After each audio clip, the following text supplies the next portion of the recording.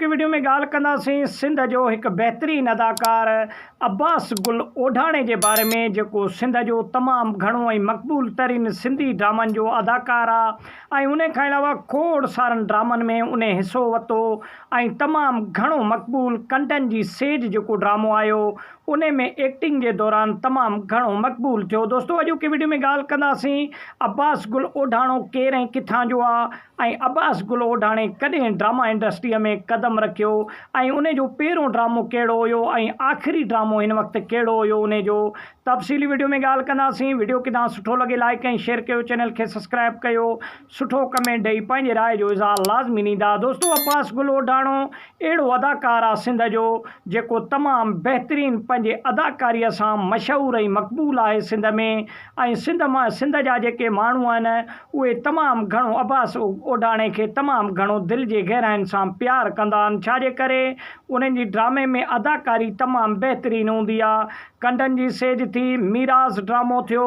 ऐं उन खां अलावा पत्थर दुनिया ड्रामे में तमामु बहितरीनु उन जी अदाकारी हुई। ऐं दोस्तों अली गुल ओढाणो हिकु बहितरीनु सिंध जो आर्टिस्ट हुयो ऐं अली गुल ओढाणे खे तमामु घणी जेका शोहरत मिली उहा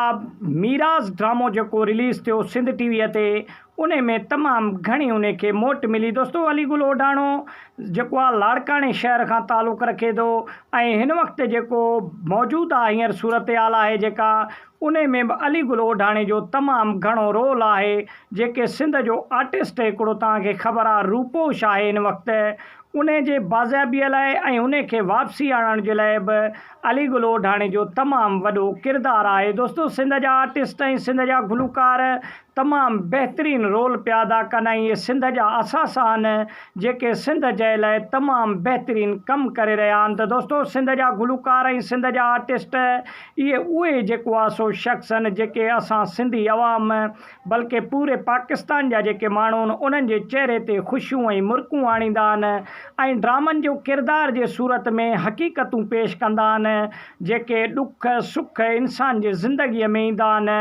उहे जेको आहे सो किरदार अवाम जे आॾो पेश कंदा आहिनि। त दोस्तों अली गुल ओढाणे जे ज़िंदगीअ जे बारे में जे अगरि मज़ीद बि ॼाणणु चाहियो था त असांजे यूट्यूब चैनल खे सब्सक्राइब कयो ऐं फेसबुक खे फॉलो करे सुठो कमेंट ॾेई पंहिंजे राय जो इज़हार लाज़मी ॾींदा। मिलंदासीं के नेक्स्ट वीडियो में, तेसिताईं ॾींदा इजाज़त, अल्लाह निगहबान।